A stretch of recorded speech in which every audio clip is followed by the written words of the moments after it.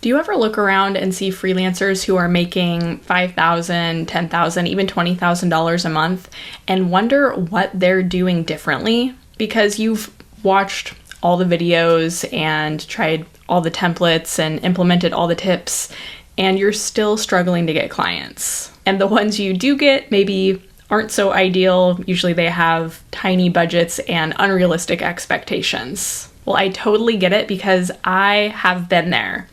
And it actually took me basically hitting rock bottom and having to rebuild my business from scratch to realize that there was actually a framework that I had completely missed. And once I figured it out, what frustrated me the most was realizing that this is basically the oldest, most proven framework out there. And I had been missing it because I was getting distracted by the shiny objects and ultimately standing in my own way because I was constantly chasing the next template or the next hack that was somehow magically going to bring me clients. And I want to help you get out of that rut. So I'm going to break down this 4-part framework that makes getting clients the easy part of your business. And this works for every client acquisition method, except for if you're using a third-party platform like Upwork and Fiverr. And I actually advise against those platforms for a lot of reasons, but really at the core of it is that when you have a third party between you and the client, it really disempowers you and it instantly makes the relationship start off in a way where you aren't the one in the position of authority. So those third-party platforms, they're very transactional, and it usually ends up getting you stuck more in this position of more like an employee relationship, which isn't what we're going for with freelancing. So I just wanted to clarify that this is how you build a client acquisition process that's going to work outside of that. And it's a process that you fully own from start to finish, and you're not paying any fees to anyone to make this happen. So first things first, you need to attract clients. There's a lot of different ways that you can do this, but before you start creating content or doing any cold outreach or anything like that, you need to first position yourself as a problem solver, because that is ultimately what is going to magnetize the right clients to you. And positioning yourself as a problem solver means that you are getting specific about the problem that you solve. So this is actually different from niching, whereas with a niche, it's what you do and who you help. And that's definitely, you need to have that figured out before anything. But let's say, for example, your niche is email copywriting for home decor brands. So if you just, were promoting yourself as an email marketer, email copywriter for home decor brands, a lot of people could say that, and it doesn't really say anything. So instead of just saying that, like on your website or your LinkedIn profile or introducing yourself that way, you can just use a simple I help statement. It might be, I help home decor brands increase sales year-round with on-brand seasonal email campaigns or something like that. Any messaging that you craft for your website, for your content, for your cold outreach, this positioning is the North Star for all of that. So that is how you make sure that you're actually calling in the type of clients that you want to work with, and that actually, have a budget for what you do. And the next step is to sell a solution. So you have stated the problem, you've made it clear you understand the problem. So then the logical, next step of this process is, what is the solution? And this is where you actually need to think through this before you ever talk to a client, before you ever pitch to a client.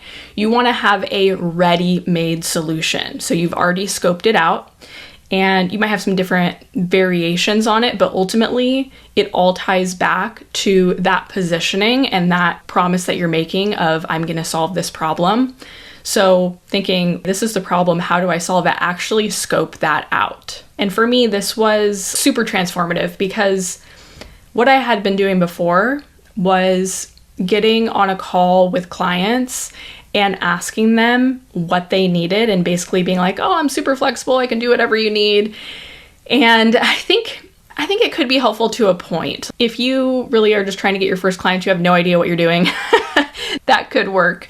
But what I've found is that clients are busy and they want someone to present a solution to them. And especially the clients that have like the bigger budgets, they see the value in just hiring someone who already knows how to do it versus someone that they have to like be like, here are your duties and here are your responsibilities. If they wanted that, they would hire an employee or a virtual assistant that they could boss around. And I know I have some people who would call themselves virtual assistants who watch this channel, but I'm going to encourage you here to actually maybe reposition yourself. We've just talked about positioning. So think about a specific problem you can solve and think of a different way that you can be packaging your services, because that's very broad and that does get you stuck kind of in that employee trap. Okay, so back to selling a solution though. So this, I wanted to point out, you see this everywhere. And that's why I said this is like the most proven method in the world. It's like the oldest method for selling services. So I want you to imagine a pest control guy knocks on your door. I know this happens in my neighborhood all the time. They're always going around pitching pest control services.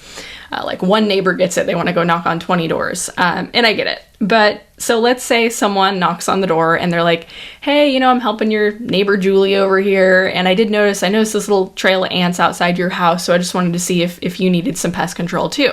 So imagine then if you're like, oh yeah, no, I do have ants in my house. Okay. What do your packages look like? And what if they were like, well, what would you like them to look like? Just like imagine that exchange. And that's what you're doing when you don't have a solution ready to sell your clients. So it's like very awkward and honestly unprofessional if you don't have something ready to go. And that is not to say that you can't customize, especially in the beginning. If you are, really still learning the market and you're maybe in a new niche, it is okay to have some flexibility in there and be open to feedback. You should always be open to feedback.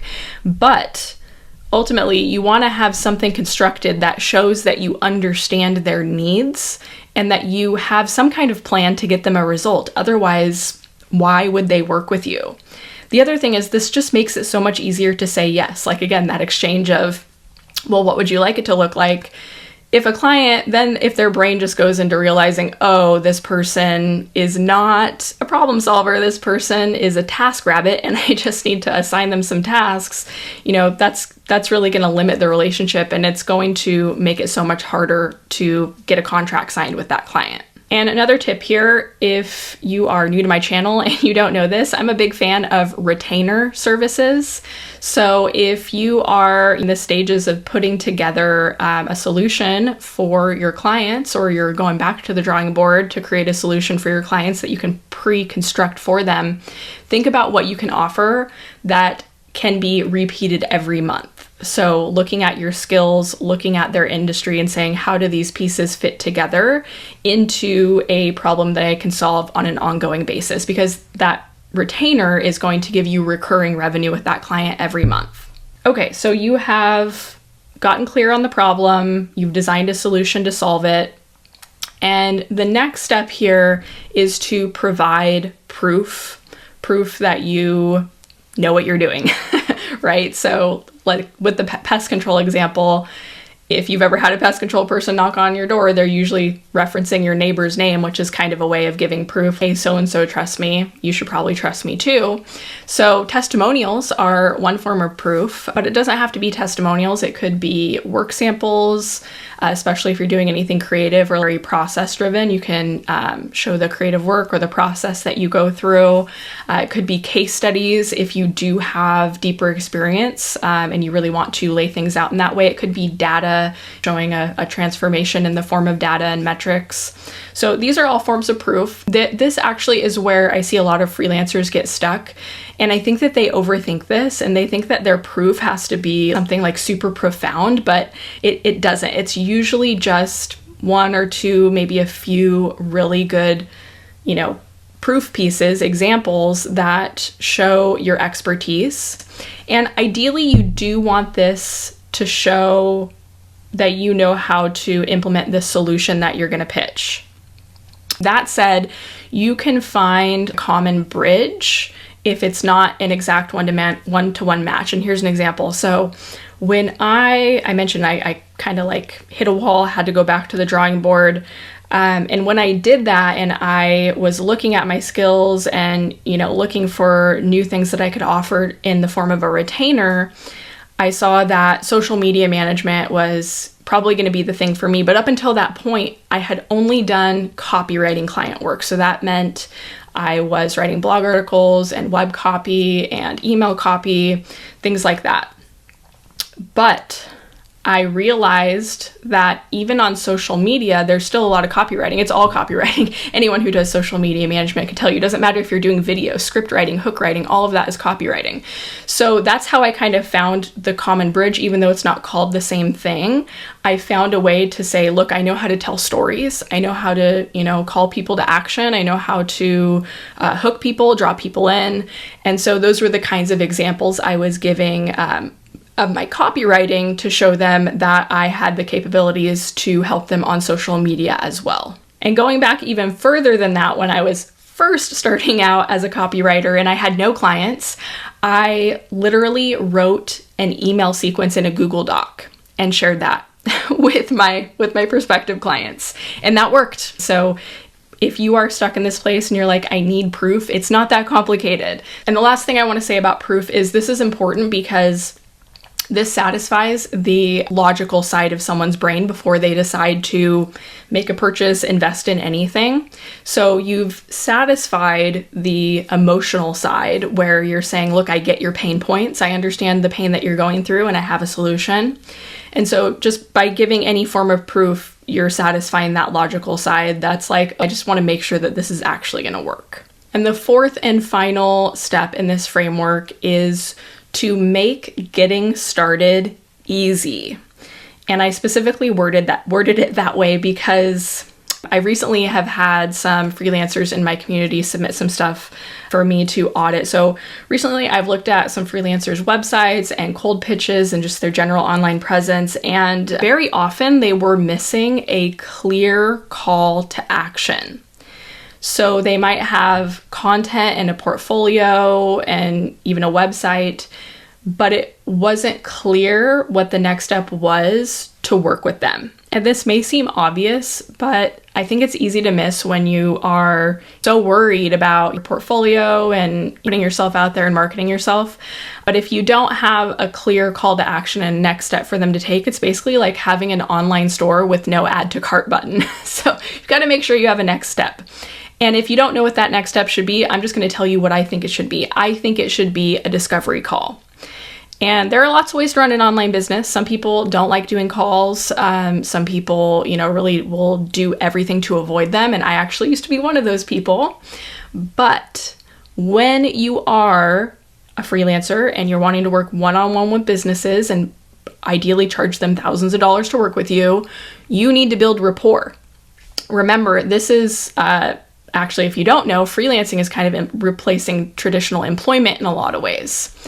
But businesses still see it as a certain level of risk. And so they need to have a chat with you and, make sure that you are the right person for the job.